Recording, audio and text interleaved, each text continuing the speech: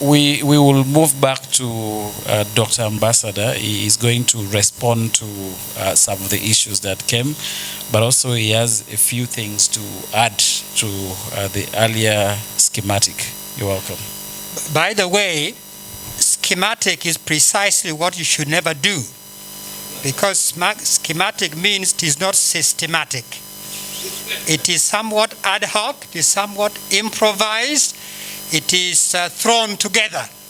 That is schematic. And because of time, I had to be schematic, but you are now going to be systematic. Okay? Now, just very quickly, I'm not going to respond to the very important points which were made by colleagues.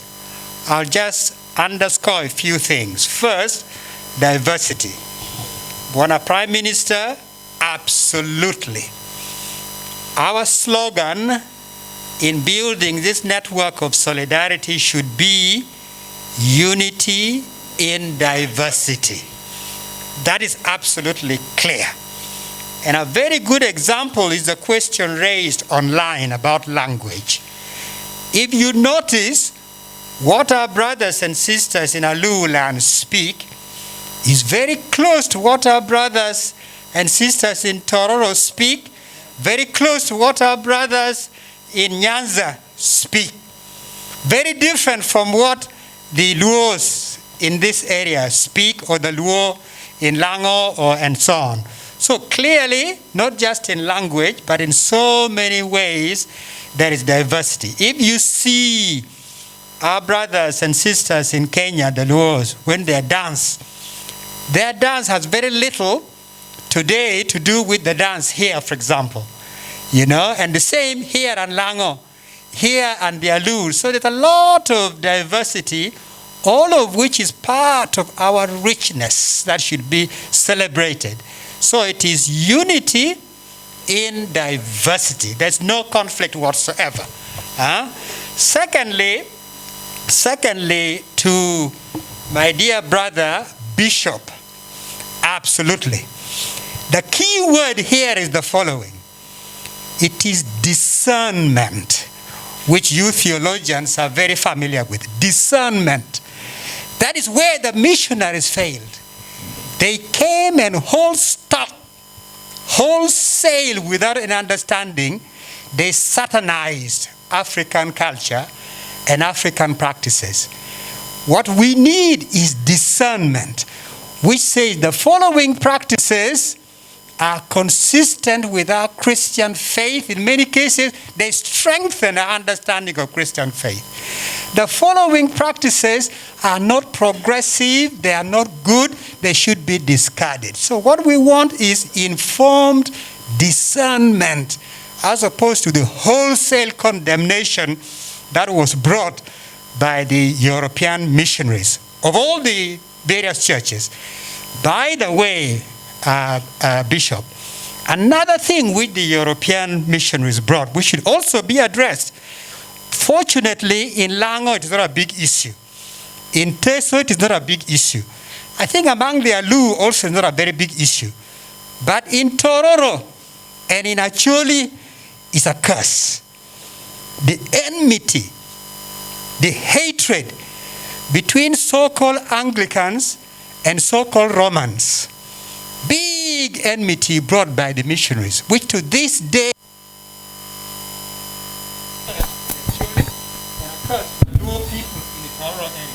thank God in Lango it's not so bad. In Lango, we are not more civilized about this. There's a way, I think some mistakes are doing here, in Acholi, and Uganda initially from where he came. So this is another thing that needs to be addressed by our religious leaders. Now, let me say this. On language, let us learn from our brothers and sisters of Uganda. I've never gone to a Uganda function in which they speak English. It doesn't matter how many people may or may not understand English. We respect their respect for their language. I've never gone to a meeting internal to Buganda, where some people speak English and some speak Luganda. I've never gone to a radio station in Buganda where they mix English and Luganda. So if our friends from Buganda respect and love their culture and their language, and their children speak Luganda, and they can read Luganda, and there's literature in Luganda, what is wrong with you not to have that, given the background and the rich culture from which we come? So we should borrow a leaf from the Baganda. To some extent from the Luo of Kenya as well. They have done much better than us in terms of retaining their language, using it, having it in literature. And then, as far as Gipi and Labongo is concerned, just so that there's clarity, as we speak, contemporaneous, right now, in our contemporary situation, there's no enmity, there's no animosity between the Alu and the Acholi. None whatsoever. There are a few specific wrangles, but there's no animosity. However, among the Luo, part of our culture and our spirituality is that when something has gone wrong, it's been distorted, a taboo has occurred, you don't leave it festering there even if it's for centuries. You actually address it, you correct it, you clean the compound. That is our culture. That is why, even though right now it isn't an issue, it should nevertheless be addressed. It should be put to rest so that one will be a gonya. You understand? Yes. And then, I want to say one thing. Going back to discernment, I want to say two things. One, how many of you saw the celebration animated by Gulu Archdiocese in Namugongo 2019? How many of you saw it? It was glorious. Not just in Acholi land, not just in northern Uganda, not just in Uganda. The whole world was fixated on what was going on in Namugongo.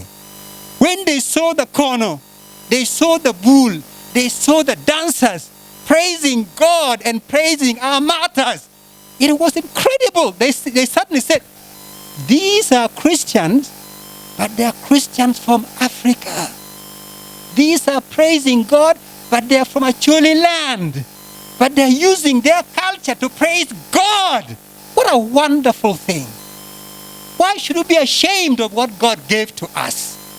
So that is an example of what I mean, that there are things in our culture that God gave us, wonderful gifts, that we should turn and give back to God.